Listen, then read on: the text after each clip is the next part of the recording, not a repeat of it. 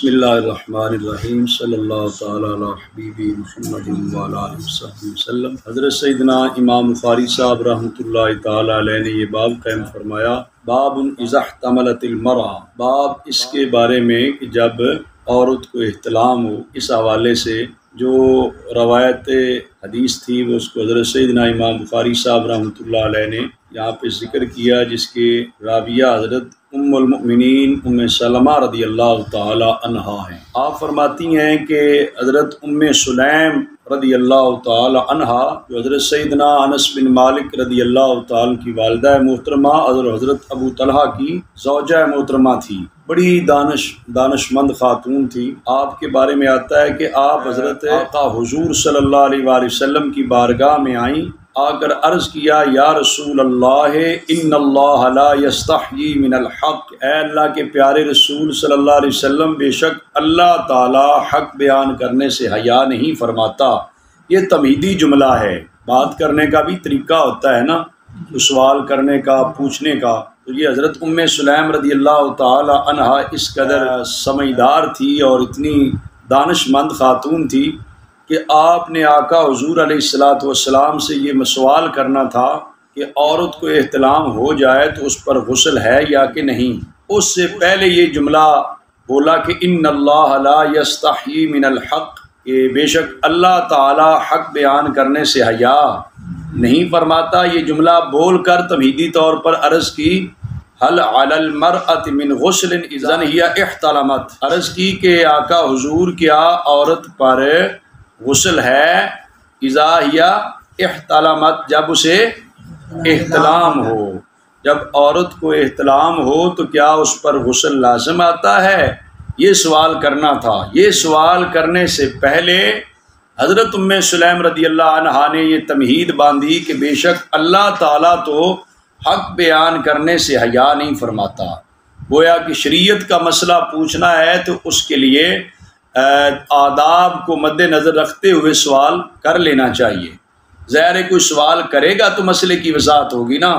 اگر سوال ہی کوئی نہیں کرے گا، کہے گا مجھے تو شرم آتی ہے، مجھے تو حیا آتی ہے، اس کو جھجک اگر رکاوٹ بنے گی حق سمجھنے میں، تو یہ جھجک یا یہ حیا قابل تعریف یا قابل ستائش نہیں ہے۔ چاہیے یہ کہ شریعت کا، دین کا مسئلہ سمجھنے کی کوشش کی جائے۔ صرف الفاظ کا چناؤ ایسا ہونا چاہیے جس میں قدر پاکیزگی ہو، طہارت ہو، تقدس ہو، جو شریعت کے مسائل کا تقاضا ہے۔ تو باقی جو ہے سوال کرنا چاہیے، سوال کو کرے گا تو اسے سمجھ آئے گی۔ تو انہوں نے یہ مسئلہ پوچھ لیا آقا حضور علیہ الصلوۃ والسلام سے۔ آپ نے ارشاد فرمایا، نعم اذا رأت الماء، ہاں عورت پر بھی غسل لازم آتا ہے احتلام کے دوران، جب کہ عورت پانی کو دیکھ لے۔ جب کہ عورت صرف خواب اور خیال سے تو مرد کو بھی نہیں آتا نا غسل لازم۔ مطلب یہ ہے کہ وہ منی کا نکلنا، احتلام کا ہونا جو ہے، اس کا کوئی جسم پر، کپڑے پر کوئی ثبوت پایا جائے، بندے کو یقین ہو کہ واقعتاً ہوا ہے، تو پھر کیا ہے، غسل لازم ہے۔ نبی پاک صلی اللہ علیہ وآلہ وسلم نے بھی اتنے ہی مقدس الفاظ استعمال فرمائے، اذا رأت الماء، جب عورت پانی دیکھ لے۔ یہ ہوتا ہے نا کہ اس انداز میں بات چیت کی جائے کہ جس کے ساتھ کیا ہے بھائی، کوئی دوسری طرف خیال تک بھی نہ جائے۔ یہ نبی پاک صلی اللہ علیہ وسلم کا ہی کمال تھا نا۔ آپ کی اس ارشاد گرامی سے پتہ چلتا ہے کہ ہمیں بھی گفتگو شائستہ کرنی چاہیے۔ گفتگو کرتے وقت جو اسلامی اور شریعت کی تعلیمات کا تقدس ہے اس کو ملحوظ خاطر رکھا جائے۔ تو نبی پاک صلی اللہ علیہ وسلم سے مسئلہ پوچھا گیا، عورت پر کیا غسل آتا ہے؟ تو آپ نے ارشاد فرمایا، نعم اذا رأت الماء، جب عورت پانی دیکھ لے تو اس پر غسل لازم ہو جاتا ہے۔ تو یہاں ترجمہ الباب بھی یہی تھا نا، اذا احتلمت المرأة، جب عورت کو احتلام ہو تو کیا، اس کے مطابق حدیث پاک کا واضح طور پہ مطابقت موجود ہے۔ حضرت سیدنا امام بخاری صاحب رحمۃ اللہ علیہ نے باب قائم کیا، باب عرق الجنب، جنبی آدمی کے پسینے کے بارے میں۔ حالت جنابت پہ ہے جس پر غسل لازم ہے، جس پر غسل ہے لازم۔ اب اس جنبی آدمی جو ہے اس کے پسینے کا کیا حکم ہے؟ تو جنبی آدمی کا پسینہ ہو، اس کا آنسو ہو، اس کا لعاب ہو، وہ پاک ہوتا ہے، وہ ناپاک یہ نہیں ہے کہ اس کا پسینہ جس کپڑے کو لگ گیا وہ کپڑا ناپاک ہو گیا، سمجھ آ رہی ہے؟ ہاں، اس کی نجاست جو ہوتی ہے وہ حکمی ہوتی ہے، جسم کے ساتھ ظاہری طور پر تو کوئی نہیں نجاست لگی ہوئی، سمجھ آ رہی ہے بھائی؟ ظاہری طور پہ جہاں نجاست ہوگی وہ تو نجاست ہے، وہ تو اگر کپڑے کو لگتی ہے تو کپڑے کو ناپاک کرے گی، صرف جنبی ہونے کی وجہ سے ہم کہتے ہیں کہ بندہ ناپاک ہو گیا، اس کو غسل لازم ہے، اس ناپاکی سے مراد حکمی ناپاکی ہے نا، غسل کرے گا تو وہ مطلب نماز وغیرہ پڑھ سکے گا، طہارت اس کو وہ نصیب ہو جائے گی جس سے نماز وغیرہ ہو سکتی ہے، لیکن باقی اس کے جسم کے ساتھ اگر نجاست لگی نہیں ہے، اس سے پسینہ نکلا ہے، پسینہ بستر پہ لگ گیا، چادر پہ لگ گیا، قمیض پہ لگ گیا، بنین پہ لگ گیا، تو اس کے ساتھ کیا ہے؟ غسل جو ہے نا اس کی ناپاکی نہیں ہوتی۔ تو یہ جنبی کے پسینے کے بارے میں ہے کہ یہ اس کا کیا حکم ہے۔ تو ساتھ ہی حضرت امام بخاری صاحب رحمۃ اللہ علیہ نے لکھ دیا وَإِنَّ الْمُسْلِمَ لَا يَنْجُسُ، بے شک مسلمان جو ہوتا ہے وہ نجس ہے۔ ہاں، یہ ایک حدیث پاک کا حصہ ہے جو ترجمہ الباب میں امام بخاری صاحب رحمۃ اللہ علیہ لے کر آئے۔ مومن نجس نہیں ہوتا، مومن نجس ہے نہیں ہوتا۔ بھئی ہم تو کہتے رہتے ہیں اس پہ غسل لازم آ گیا، ناپاک ہو گیا، پلید ہو گیا، تو مراد کیا ہوتی ہے؟ ناپاکی سے حکمی ہے، حقیقی کوئی ناپاکی اس میں نہیں ہے، مومن جو ہوتا ہے وہ پاک ہی ہوتا ہے۔ اس ترجمہ الباب کے تحت جو حدیث پاک لے کر آئے حضرت امام بخاری صاحب رحمۃ اللہ علیہ، اس کے راوی کون ہیں؟ حضرت سیدنا ابو ہریرہ رضی اللہ تعالیٰ عنہ۔ آپ فرماتے ہیں بے شک نبی پاک صلی اللہ علیہ وآلہ وسلم سے ان کی ملاقات ہو گئی فی طریق المدینہ، مدینہ منورہ کے راستے میں، کسی گلی مبارک میں، کوئے مدینہ منورہ میں حضرت ابو ہریرہ رضی اللہ تعالیٰ عنہ کی نبی پاک صلی اللہ علیہ وآلہ وسلم سے ملاقات ہو گئی۔ بہوا جنوبن، جب کہ حضرت ابو ہریرہ رضی اللہ تعالیٰ عنہ اس وقت حالت جنابت میں تھے، حالت ان پر غسل لازم تھا۔ وہ فرماتے ہیں فن تجستو من ہو، تو میں چونکہ میرے اوپر غسل تھا، فذهبت فاغتسلت، میں چپکے سے گیا، میں جا کر غسل کر کے آیا، پھر حضور علیہ الصلوۃ والسلام کی بارگاہ میں آیا۔ یہ حضرت سیدنا ابو ہریرہ رضی اللہ تعالی عنہ کا بھی مرتبہ اور مقام ہے کہ آقا حضور علیہ الصلوۃ والسلام کے ساتھ ٹھہرنا زیادہ دیر مناسب نہ سمجھا کہ میں نے ابھی غسل کرنا ہے، تو حضور اتنی اعلیٰ ذات اور پاک ذات ہے تو میں اس حالت میں حضور کے ساتھ رہوں، یہ گوارا نہ کیا۔ یہ وہ گئے چپکے سے، وہ غسل کر کے آئے، تو نبی پاک صلی اللہ علیہ وسلم کی بارگاہ میں جب آئے تو آپ صلی اللہ علیہ وسلم نے پوچھا این کنت یا ابا ہریرہ، اے ابو ہریرہ کہاں گئے، کہاں تھے؟ اس سے پتہ چلتا ہے نا کہ آج بھی جو شیخ طریقت ہے یا کوئی استاد گرامی ہے، اس کو چاہیے اپنے مرید اور اپنے شاگرد سے جب وہ کہیں جائے تو اس سے پوچھے کدھر گئے، اگر سمجھ رہا ہے کہ اس کی سمجھ میں کوئی فرق ہے تو اس کی رہنمائی کر دے، اگر کوئی ایسا مسئلہ ہے کہ جو وضاحت طلب ہے تو اس سے وضاحت لے کر اس کی رہنمائی کر دی جائے۔ نبی پاک صلی اللہ علیہ وسلم نے یہ کرم فرمایا۔ آپ نے پوچھا اے ابو ہریرہ این کنت یا ابا ہریرہ، اے ابو ہریرہ آپ کہاں تھے؟ کہتے ہیں میں نے عرض کیا آقا حضور کنت جنبن، میں تو جنبی تھا، حالت جنابت میں تھا، فکرہت ان اجالسک، سبحان اللہ، فکرہت ان اجالسک وانا علی غیر طہارہ، آقا حضور میں طہارت کے بغیر ہوں اور آپ کے پاس بیٹھوں، یہ مجھے پسند نہیں تھا، یہ مجھے پسند نہیں۔ یہ ہے تعظیم رسول صلی اللہ علیہ وسلم، یہ ہے بارگاہ مصطفیٰ کریم صلی اللہ علیہ وآلہ وسلم کا ادب اور احترام۔ یہ صحابہ کرام جانتے تھے نا، جو ایمان کے اعلیٰ معیار پہ فیض تھے، وہ یہ نزاکتیں اور لطافتیں سمجھتے تھے نا کہ آقا حضور کا مرتبہ اور مقام کتنا بلند ہے۔ تو فرماتے ہیں میں نے عرض کی آقا حضور میں چونکہ طہارت پہ نہیں تھا، طہارت کے بغیر تھا، تو میں نے آپ کے پاس ٹھہرنا، آپ کے پاس بیٹھنا، آپ کے پاس رہنا میں نے پسند نہیں کیا، میں جلدی سے گیا، میں غسل کر کے آیا ہوں کہ آپ کی بارگاہ میں غسل کر کے ہوں۔ حضور علیہ الصلوۃ والسلام نے بات تو سن لی، سمجھ آ رہی ہے، جذبہ تو ابو ہریرہ صاحب کا بہت اچھا، عقیدت اور محبت بہت اچھی، لیکن نفس مسئلہ کی وضاحت بھی تو ضروری ہوتی ہے نا۔ جو رہنما ہوتا ہے نا اس نے نفس مسئلہ کی رہنمائی تو کرنی ہوتی ہے۔ حضور علیہ الصلوۃ والسلام تو ہادی اور نبی ہیں، صاحب شریعت ہیں، آپ نے نفس مسئلہ کی وضاحت کرتے ہوئے آپ نے فرمایا سبحان اللہ ان المؤمن لا ینجس، آپ نے سبحان اللہ، ذرا تعجب پڑتا ہے نا آدمی کہ آگے سبحان اللہ پڑھ کے حضور نے فرمایا بے شک مومن نجس نہیں ہوتا. مومن نجس ہے؟ ہاں، مومن جو ہوتا ہے پاک ہی ہوتا ہے. اللہ اکبر. بیٹا جس کے دل میں ایمان ہو اللہ تعالیٰ کی ذات پر، صفات پر، دین اسلام پر، حضور علیہ السلام کی شان اقدس پر ایمان رکھنے والا جو مومن آدمی ہے وہ کبھی بھی ناپاک ہے. وہ زندہ ہو پھر بھی پاک ہے، فوت ہو جائے پھر بھی پاک ہے. جو یہ ظاہری طور پہ ہوتا ہے نا غسل کا حکم، یہ تو حکمی نجاست ہے، اور وہ غسل کرنے سے وہ حکمی طور پہ نجاست جو ہے ختم ہو جاتی ہے. لیکن مومن ہوتا پاک ہی ہے، مومن ہوتا پاک ہی ہے. مومن جو ہوتا ہے ناپاک نہیں ہوتا. باقاعدہ طور پر جو ہے ایک تعلیق امام بخاری صاحب نے ابن عباس رضی اللہ تعالیٰ عنہما سے ذکر کی ہے، جس میں ہے کہ المسلم لا ینجس حیا ولا میت. مسلمان زندہ ہو یا مردہ دونوں حالتوں میں پاک ہی ہوتا ہے، ناپاک نہیں ہوتا.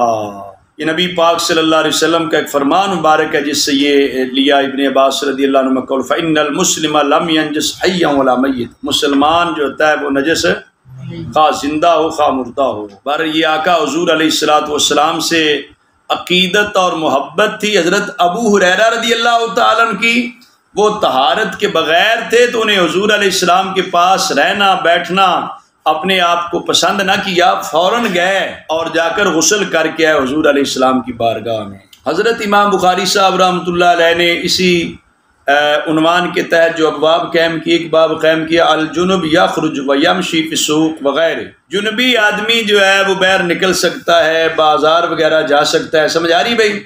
ہاں، بازار جا سکتا ہے اور کھا پی سکتا ہے، یہ چیزیں ہیں نا، سمجھ آ رہی ہے؟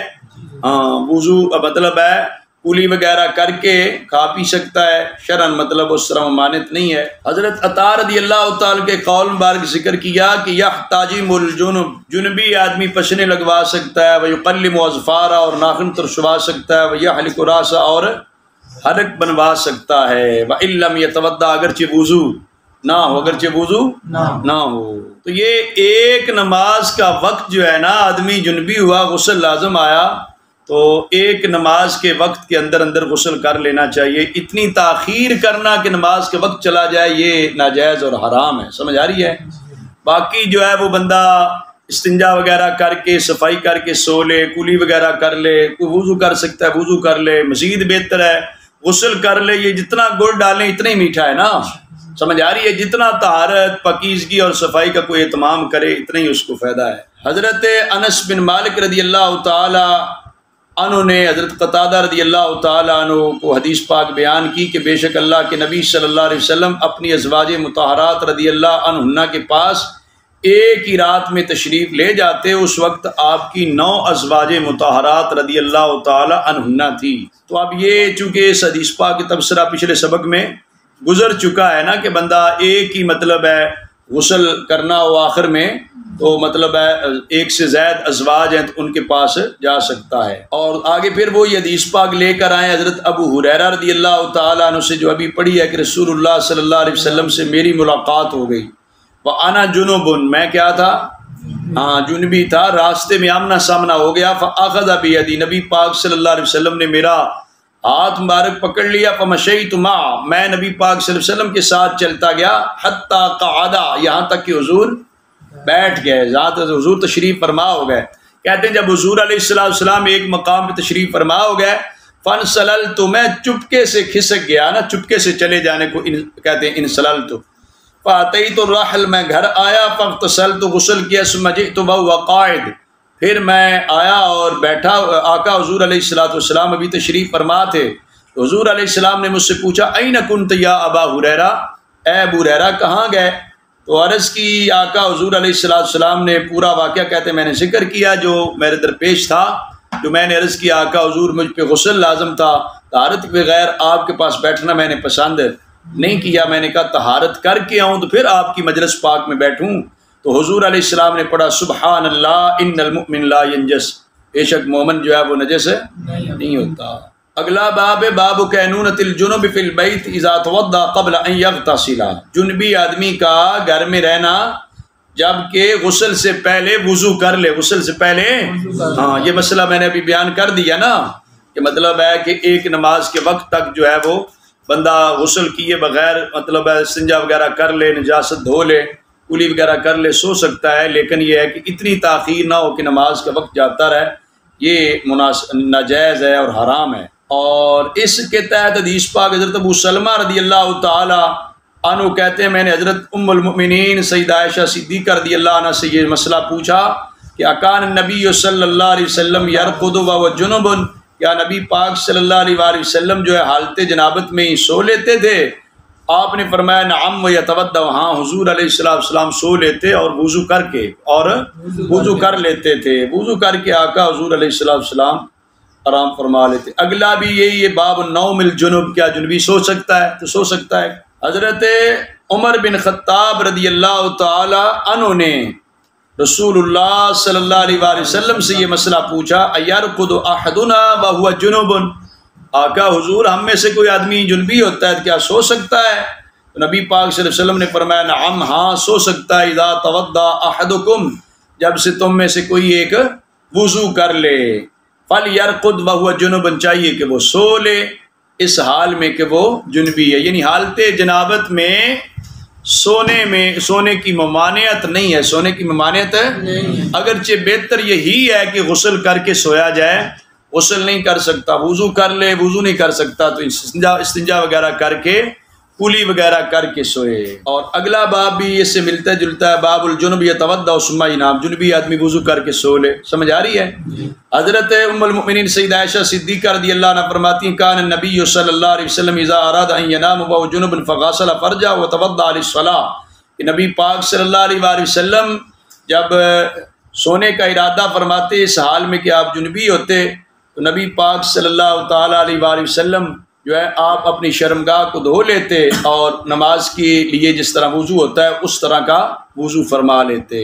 اگلے میں بھی یہی ہے، حضرت عبداللہ بن عمر رضی اللہ عنہ کہتے ہیں کہ استفتى عمر ان النبی صلی اللہ علیہ وسلم، حضرت عمر فاروق رضی اللہ تعالی نے نبی پاک صلی اللہ علیہ وسلم سے مسئلہ پوچھا اینام احدنا وهو جنب قال نعم اذا توضا، وہی ہے نا کہ کیا آدمی جنبی عالم سو سکتا ہے ہم میں سے کوئی؟ آپ نے فرمایا جب وضو کر لے تو سو لے۔